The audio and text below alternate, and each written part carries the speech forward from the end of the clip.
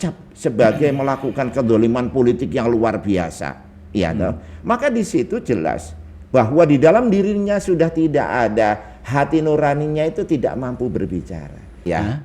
Orang itu kemudian menapaki kesuksesan, atau dalam terminologi yang lain kebahagiaan, kecuali orang yang bertakwa. Ya sama dengan saya tuh cinta kamu tapi kemudian nggak dikawinin, ya, kan ya cinta palsu itu namanya.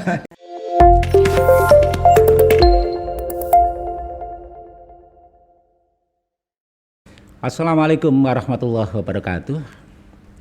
Pemirsa, alhamdulillah di kesempatan ini saya Subhan Abu Rizal bisa bersama Anda dalam program spesial di bulan suci Ramadan, yaitu Ramadan Sareng Kiai.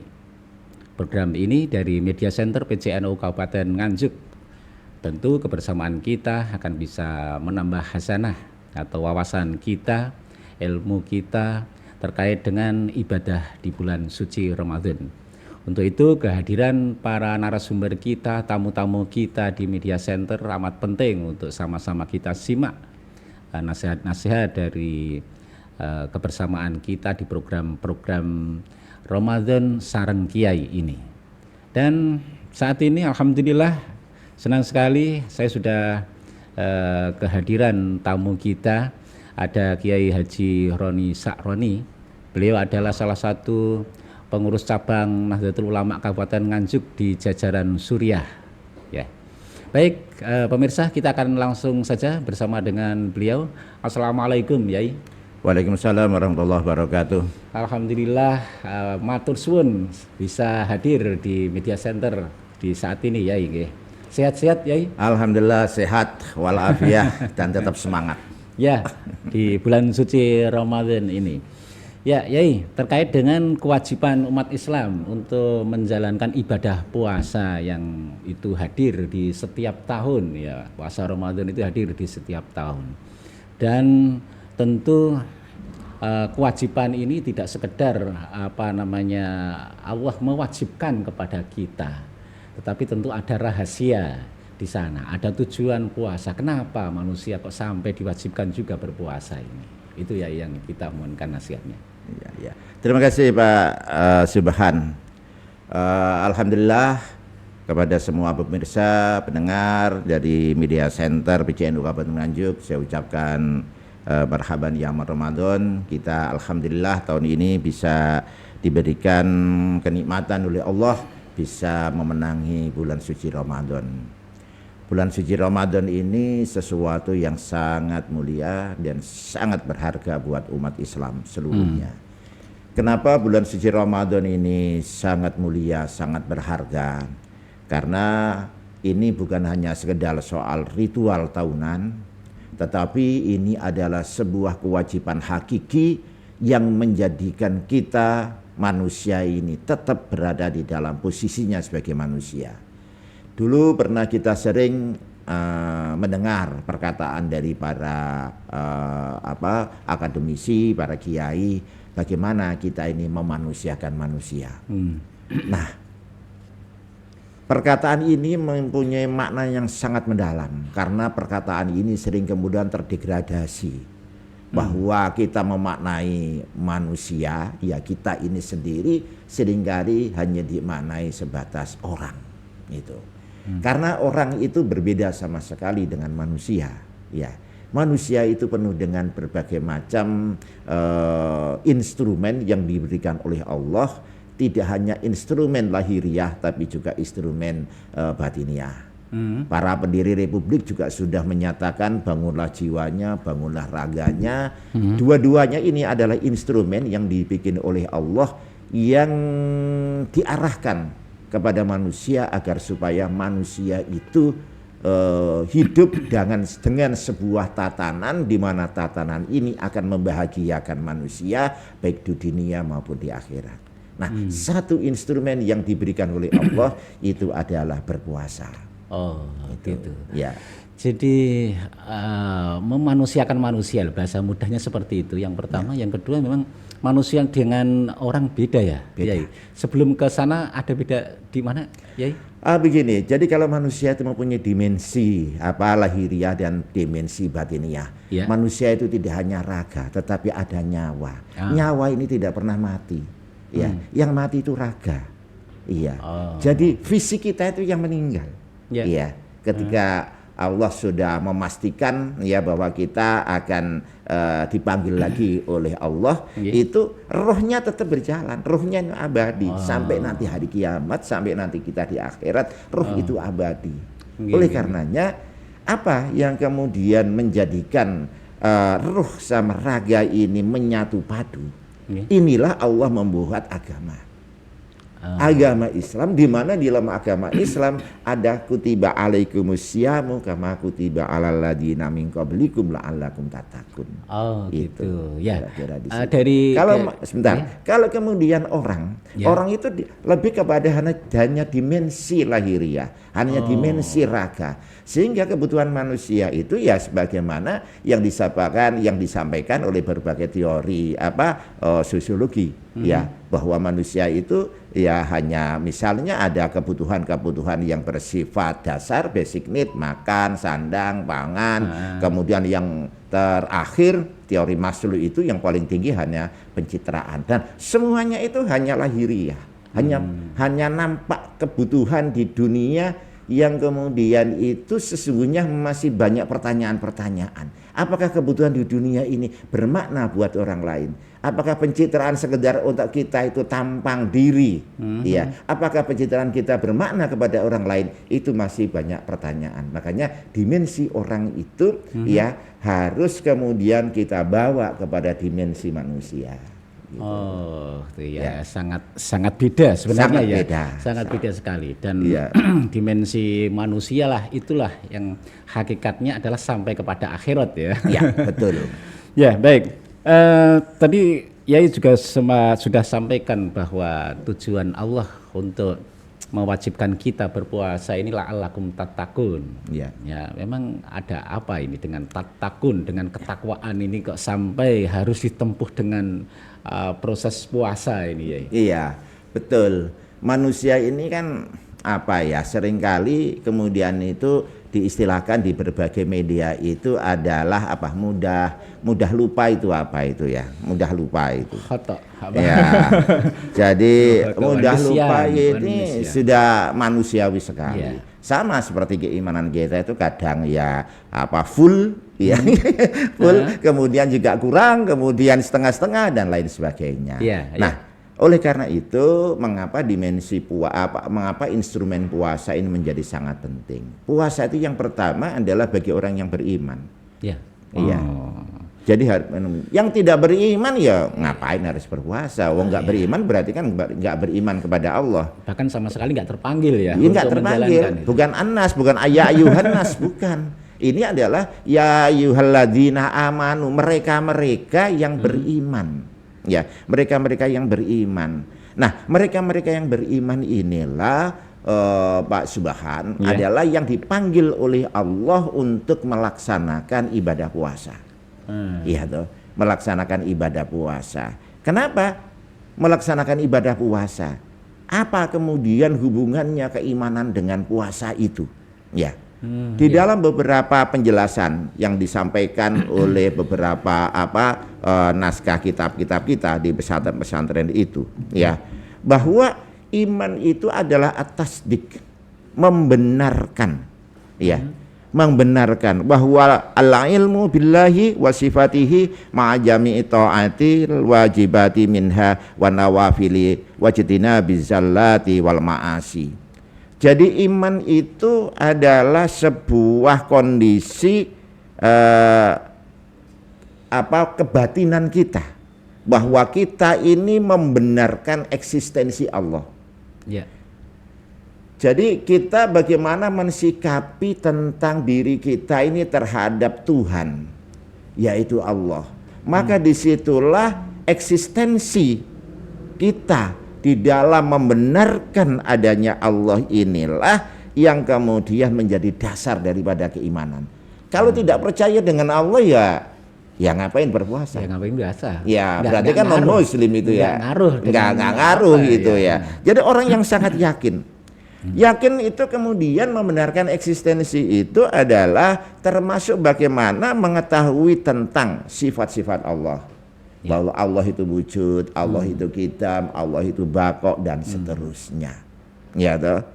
Terus kemudian setelah mengetahui itu adalah kemudian mengamalkan ya syariat-syariat agama itu dengan ketaatan-ketaatan yang bersifat wajib maupun sunnah. Ya. Jadi tidak cukup kita hanya iman aja nggak cukup.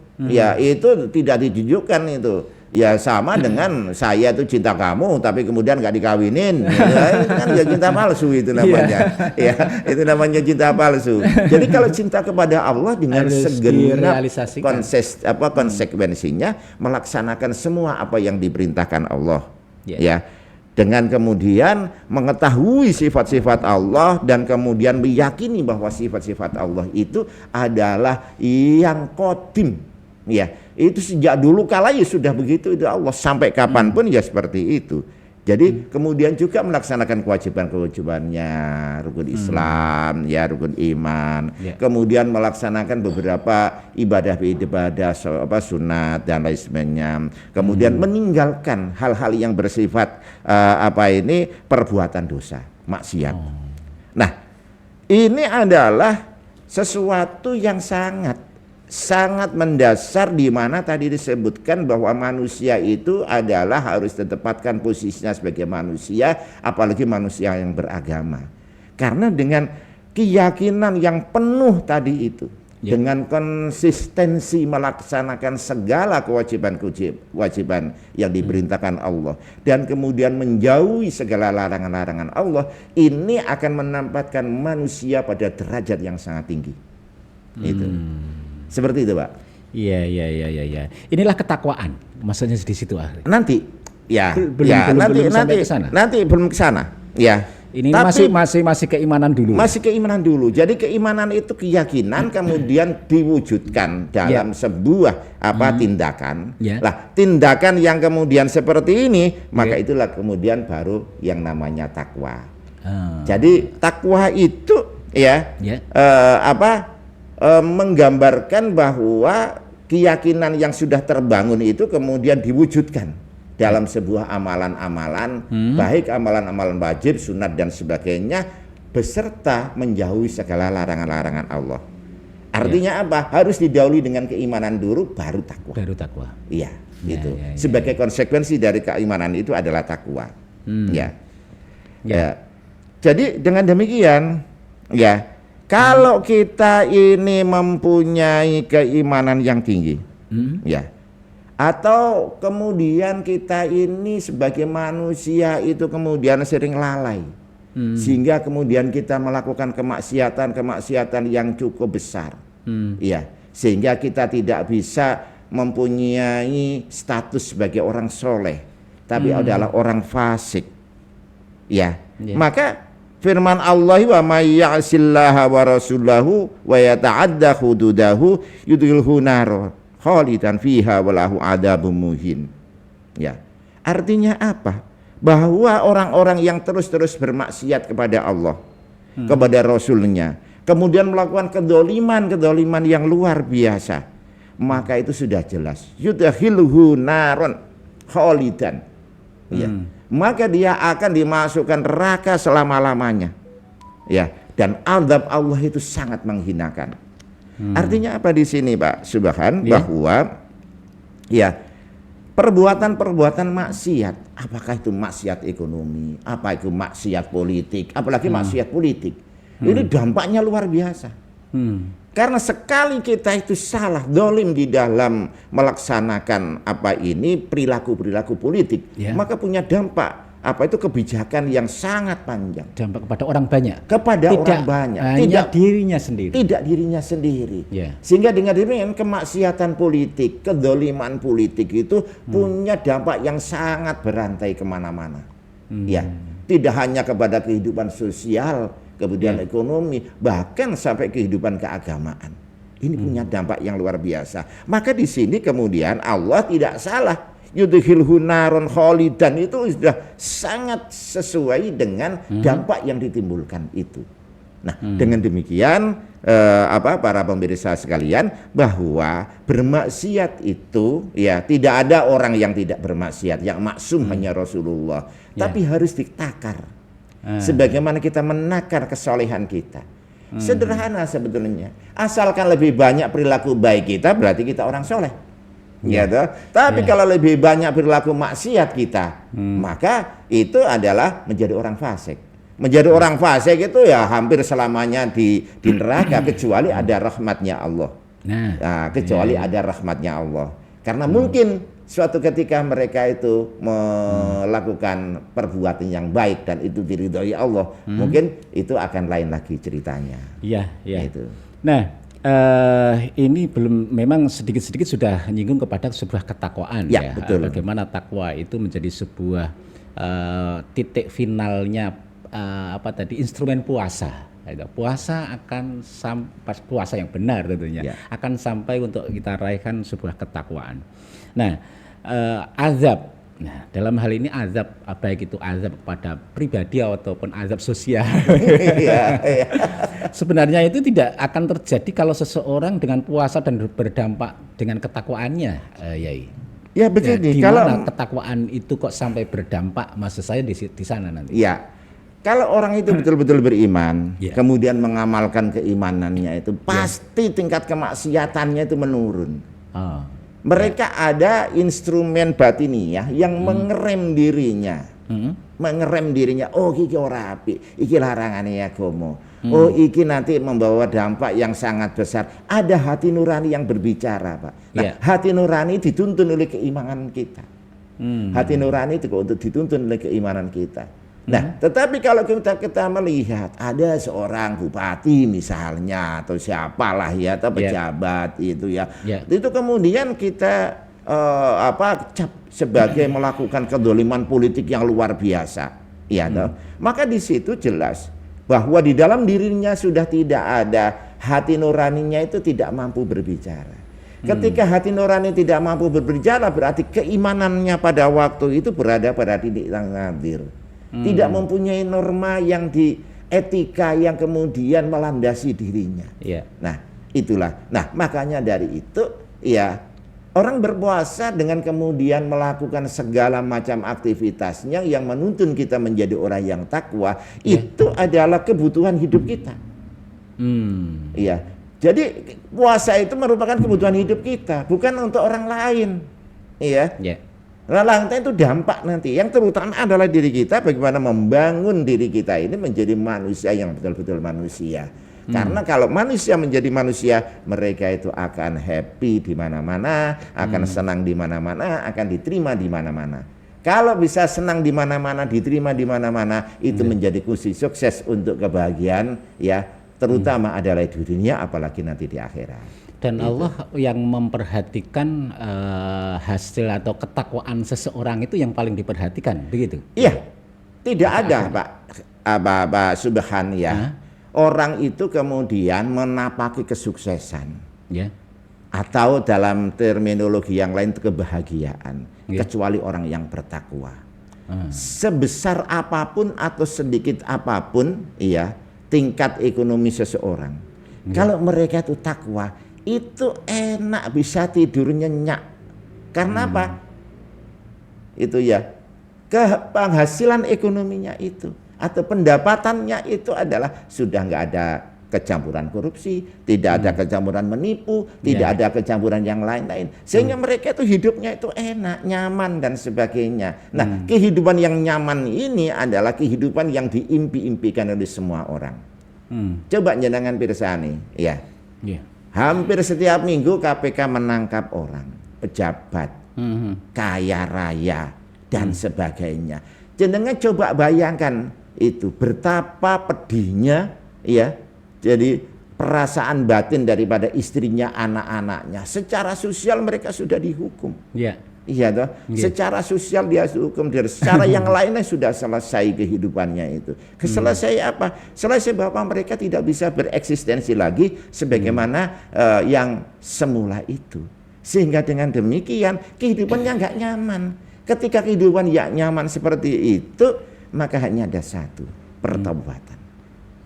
bertobat. Sebelum ini, sayang sekali waktunya sudah tinggal sedikit ini. Ya. Sebelum kita ini, ada korelasi yang sangat erat atau efektif. Puasa ini menjadi membawa kita kepada sebuah ketakwaan. Ya, jadi saya kira puasa penting. ini kan kita berada di dalam sebuah ruang dan waktu yang kemudian menstimulus kita, mendorong kita Ya. untuk kemudian mengekang ucapan, Oh, ya. ya, kemudian mengekang hawa nafsu. Ya. Karena iman tadi itu mengekang semuanya, mengekang hal-hal yang bersifat kenikmatan duniawi, ya. Maka dari situlah kemudian itu akan menuntun nurani kita, batin kita, keimanan kita. Ya. Nah, tuntunan ini tadi kemudian terrefleksi di dalam perilaku manusia. Ketika perilaku manusia itu, makanya ada Idul Fitri, kembali ke fitrah itu adalah karena ini sudah kembali lagi diinstal, Pak. Kalau itu komputer diinstal ulang. Diinstal ulang supaya betul-betul sel-sel ini nanti bekerja dengan baik. Ya, itu dari sisi fisik. Kemudian hati kita, ya, kemudian psikologis kita juga diinstal lagi supaya kembali kepada jati dirinya sebagai manusia itu. Nah, sehingga dengan demikian karena diinstal baru, maka percepatannya sudah berapa megabyte nanti. Ya, kecepatan sudah naik sekali. Ketika naik sekali, maka ini berdampak kepada kehidupan kesehariannya, apakah itu bisnis, apakah itu politisi dan sebagainya. Oh, di situ akan seperti itu. Iya. Baik, terima kasih Yai Roni atas nasihat-nasihatnya, pesan-pesannya kepada kita semuanya di kesempatan kali ini dalam program Ramadan Sareng Kiai. Sebelum kita akhiri, mungkin ada beberapa pesan terlebih dahulu, Yai, silakan. Ya, terima kasih para pemirsa yang dirahmati Allah. Kita harus bersyukur sebagai umat Islam ini, apalagi sebagai warga Nahdlatul Ulama. Karena tuntunan-tuntunan yang dilakukan oleh para kiai Ahlus Sunnah wal Jamaah Nahdliyah ini betul-betul tuntunan yang dikehendaki oleh Allah. Tuntunan-tuntunan yang membawa kita sebagai orang yang bertakwa. Dan orang yang bertakwa itu tidak ada tempat lain. Di dunia pasti akan diberikan kebahagiaan. Dan di akhirat nanti surga akan ditempati untuk selama-lamanya. Demikian. Terima kasih. Wassalamualaikum warahmatullahi wabarakatuh. Waalaikumsalam warahmatullahi wabarakatuh. Terima kasih Yai Haji Roni Sa'roni yang sudah bersama kita pemirsa dalam Ramadan Sareng Kiai dari Media Center PCNU Kabupaten Nganjuk di kesempatan saat ini.